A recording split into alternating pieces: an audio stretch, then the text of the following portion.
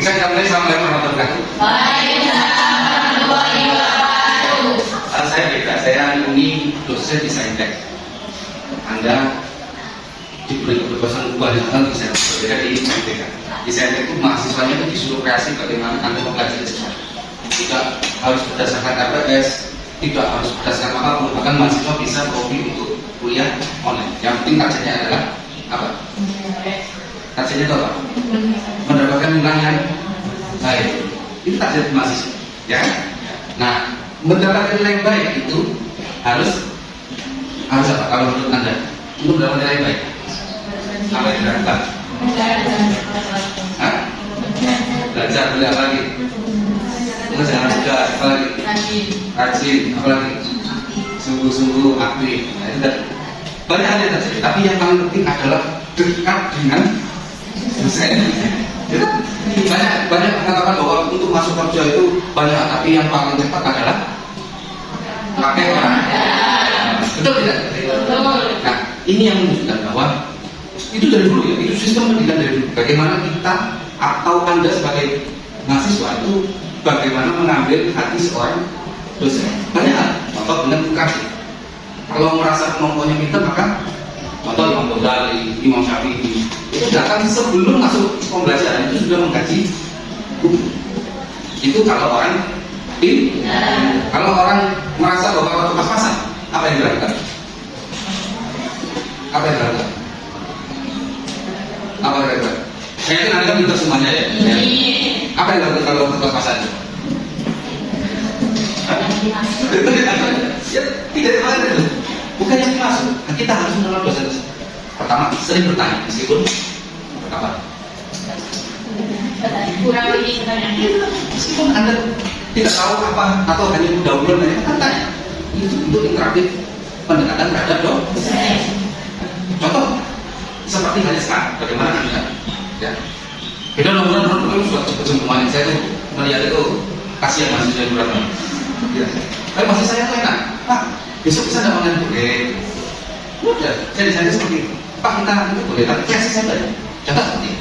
Sebelum kita masuk, kita screening bentar aja, ya.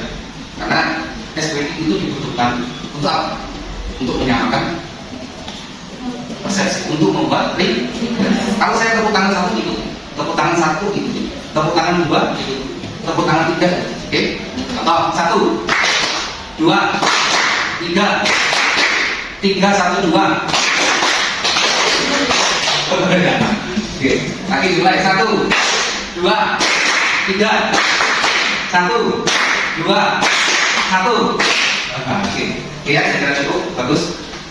Kita masuk ke pembelajaran apa itu agama Islam. Yang kalian tahu siapa yang membawa agama Islam? Nabi Muhammad. Ada lain? Apakah Nabi Muhammad itu yang membawa agama Islam pertama kali? Jadi Nabi sebelumnya agamanya apa? Hah? Agama tauhid boleh ada yang lain? Agama Nabi pertama siapa? Ya. Kira-kira Nabi agamanya? Ada yang tahu? Ayo, pernah tidak pikirkan selama ini? Kalau datang Nabi Muhammad, Nabi Muhammad membawa agama, terus agamanya Nabi lain itu apa? Apakah Nabi lain agamanya kalau Rusia itu agama Kristen? Apakah seperti itu? Kalau Nabi Musa agamanya apa? Internal sekarang Yahudi, betul? Karena Nabi Musa ditanya apa? Nabi Musa ditanya apa itu? Nabi Musa tahu? Ayo, belum tentu ayo. Kitab di Islam, kitab yang harus diturunkan sama Allah itu ada berapa? Hah? Apa saja yang pertama? Siapa yang diberi? Siapa yang besar lagi? Oh, yang lagi. Berarti apakah agama dari kitab itu berbeda enggak? Berbeda enggak? Beda. Apa kenapa kok beda? Ayo gimana? Padahal nggak kita terpikir agamanya Nabi Isa itu apa? Padahal di Al-Quran yang disebut tetap Allah. Allah mengatakan agama yang baik adalah agama Islam.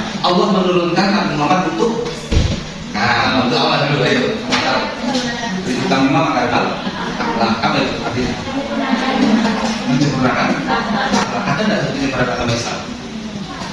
Atau mengenalkan agama Islam?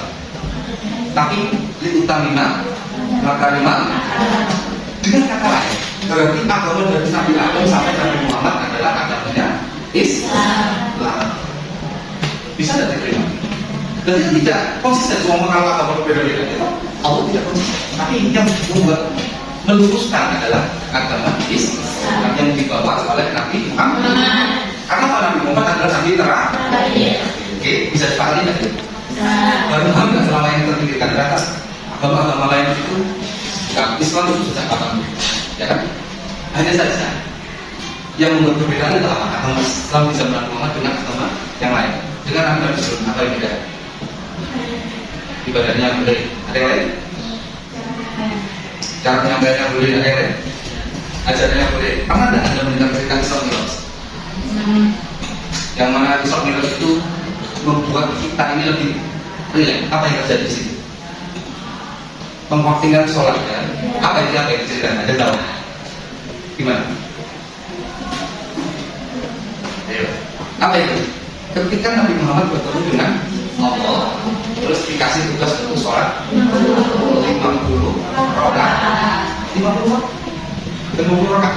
Bayangkan satu waktu ini aja ada 4. Kita ada berapa kali rakaat sih?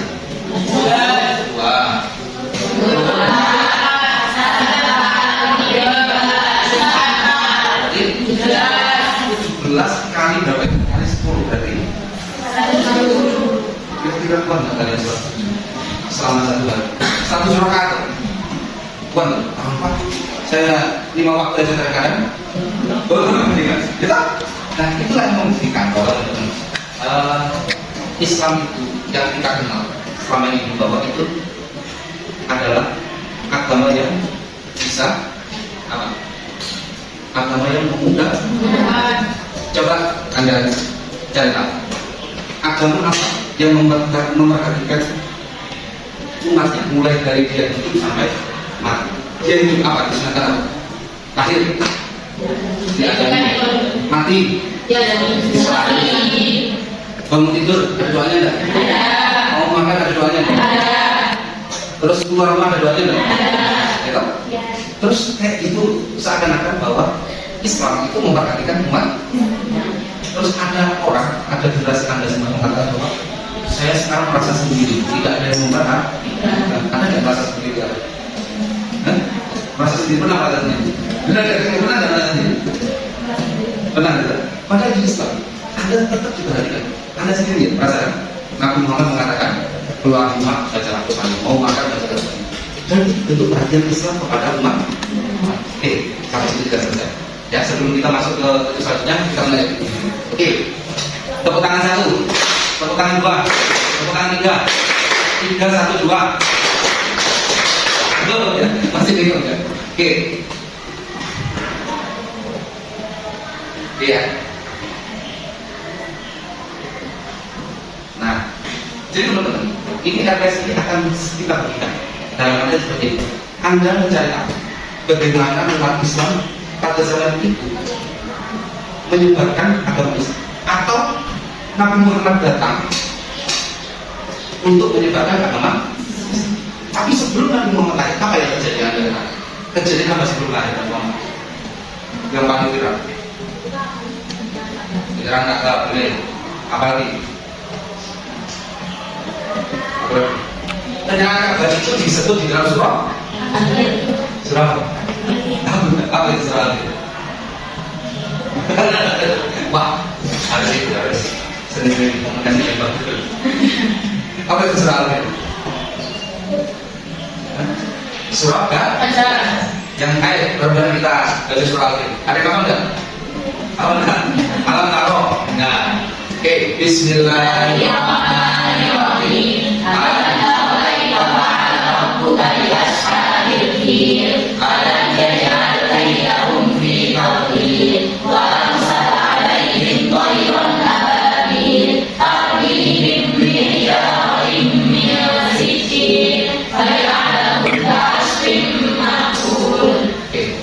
Dari cerita itu, kata enggak?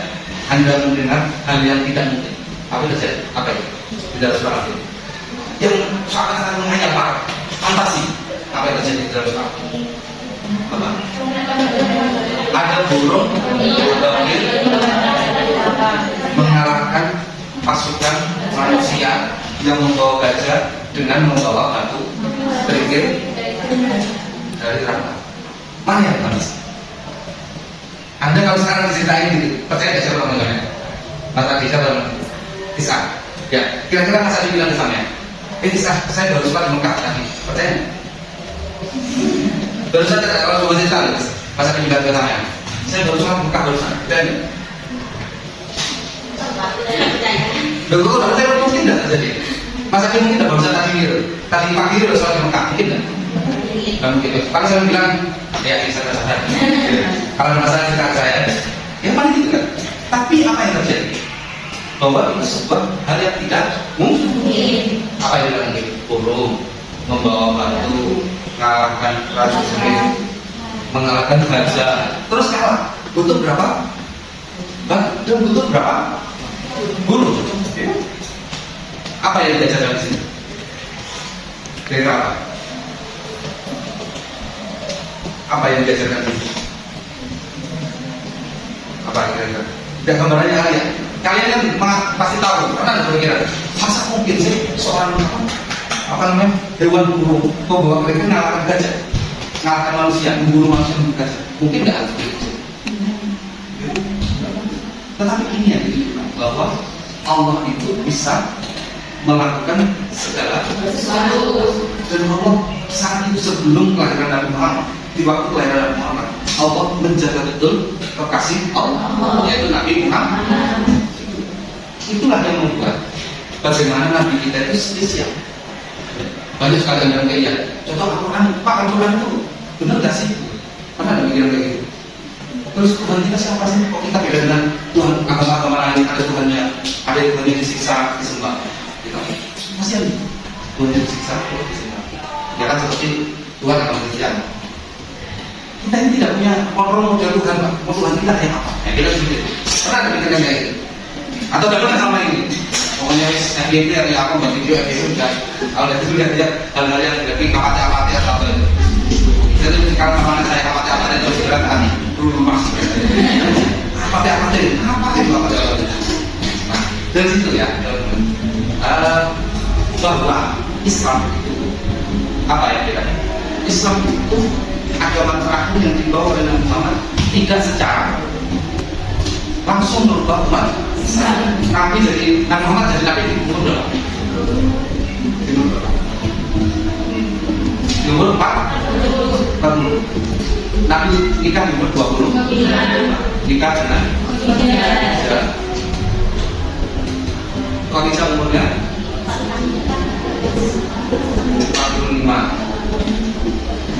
Berarti kan boleh-boleh aja. Cuma Mas Adi ini nikah dengan kita misalnya yang kaya-kaya. Alasannya untuk mendakwai. Mungkin Mas Adi mau dakwah terus nikah dengan jadon yang agak tua, yang kaya raya. Mau nggak kira-kira kita? Gue mau, saya mau.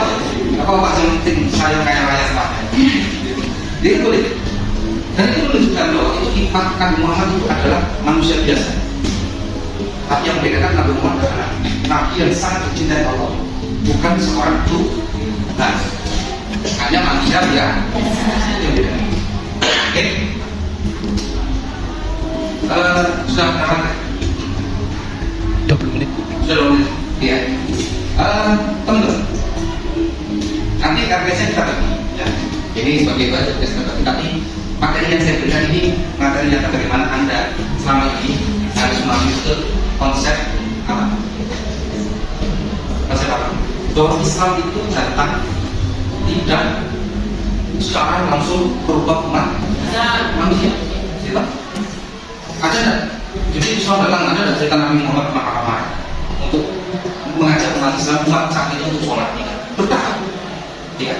Anda semuanya dipaksa orang apa seperti ini. Anda seperti sekarang ya, Anda dipaksa orang yang tidak kenal. Ayo kita kuliah. Susut ada orang rekaman bareng. Kira-kira mau nggak? Kalau disuruh berat dengan kan berarti Anda kenal kan?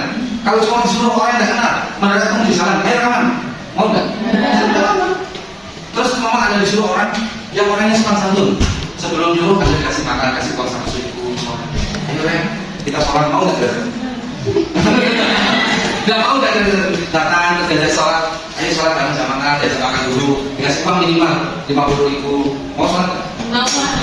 Buktinya kemarin, karena ada di YouTube di Malang terawih, sholat terawih dan dikasih 50.000 itu.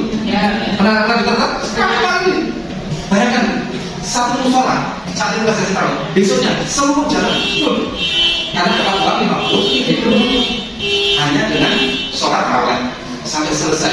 Ditambahin 50.000 kalau ditambah tanda. Kira-kira kalau kayak gitu, Anda semua mau nggak melakukan sholat? Bukan semua kan sudah sholat dapat pahala. Yang bisa saya kira-kira kalau saya dikasih warisan dalam masuk kerja seperti itu. Terus sementara ini saya masih masyarakat biasa. Tapi itu membuat kita menarik bahwa dakwah itu yang benar adalah yang dibutuhkan masyarakat. Begitu juga dengan Muhammad. Dan Muhammad itu kenapa harus percaya? Karena bisa juga apa sebenarnya? Amanah, fatona, dan sebagainya. Jadi selama ini dakwah yang tidak pernah ada masalah, termasuk penyebaran Islam yang tidak pernah ada masalah, ya itu dakwah yang apa tadi? Yang dibutuhkan masyarakat. Pengajian kayak siapa yang terbaru sekarang? Kajian terbaru Gus Idam dengan pusat. Apa yang buat Gus Idam itu kok sudah diterima oleh masyarakat? Pernah nggak ngerti? Penyampaiannya? Ingat boleh ya yang lain? Atau Kiai Anwar Zahid? Ada yang tahu? Apa yang buat Kiai Anwar Zahid sudah diterima? Karena bayangkan di zaman dulu ya, yang mungkin 5 tahun yang lalu, ada beliau itu mengenalkan ke publik bagaimana sholat terawih, gitu. Sholat terawih mendadak imamnya baca surat Yasin semua. Ketika ngaku-ngakunya muncul, gue gitu. Ada. Ya memulaikan dia yang baca itu. Jadi makmum karena jengkel imamnya pakai surat panjang, maka imamnya bilang berarti apa? Berarti bisa betul. Berarti penyebaran agama Islam itu harus diikuti kebutuhan masyarakat. Begitu juga pembelajarannya. Jadi saya yang belajar kepada Anda semuanya. Apa yang Anda butuhkan, maka ayo kita diskusi. Ya. Kalau ada ini online, nggak boleh. Online 500 teman boleh. Karena saya tuh butuh, Anda butuh, maka saya butuh. Jadi saya kasih tugas, Anda kira-kira harus 5 buku tertulis. Boleh nggak? Malah langsung diam aja. Jadi saya itu kalau TS atau WS itu langsung dengan tertulis tangan. Karena Anda saya gunakan, maka saya juga ingin Anda mempunyai SKJ. Jadi kita ada kerjaan di rumah, tapi tugasnya apa? Banyak kan itu ya, tulis saja, belajar menulis. Kenapa saya suruh menulis? Kalau kalian menulis tangan, maka secara langsung kalian akan mengingat. Karena saya itu orangnya suka khusnudon. Anda datang ke kampus itu kan khusnudon, dan malam Anda sudah belajar ya. Ada saya yang sebelum itu tidak mungkin ada besok punya apa gitu. Kalau pikirkan pelajaran itu ketika Anda mau tuntas, kan tidak mungkin saya sudah itu. Ya kan? Anda kan pasti kan maunya sebelum itu sudah belajar. Ya. Apalagi saya di sana itu anak-anak, gue udah yakin Anda belajar. Baca buku yang sekali. Padahal di situ atau tanya aja. Tanya itu terpaksa ingin mendapatkan nilai, atau sudah baca dan tadi malam, atau baru tahu ketika Anda terus mendapatkan baru tanya. Banyak anak yang ada seperti itu. Oke, saya kira cukup. Nanti silakan Anda bagi. Kita di pertemuan selanjutnya kita akan membahas bagaimana Islam itu datang, pra Islam itu seperti apa, seperti tadi surah Al-Qur'an dijelaskan. Islam datang, setelah itu baru kaum Makkah tidak dimaksudkan, pelan Presiden Makkah tidak Bani Umayyah juga berbagian sampai Islam ada di Indonesia. Bagaimana Islam di Indonesia ini kok ada Islam Kejawen, gitu? Ada Islam Umpapris, ada Islam yang Arab-Araban sekarang muncul. Ada sekarang Islam yang terbaru sekarang. Islam ada yang tahlilan, Islam apa? Istiqosahan, Islam kegurenan gitu. Tapi mereka membaca ayat-ayat Al-Quran, ya, baca sholawat. Nah itu boleh tidak seperti itu? Apakah kita ini Islam harus sama dengan Arab? harus pakai mendadak, harus pakai juga apa namanya hitung-hitungan. Itu kita akan kita bahas nanti. Oke, saya kira itu sebelum itu kita tutup dengan bacaan. Apa ya bacanya?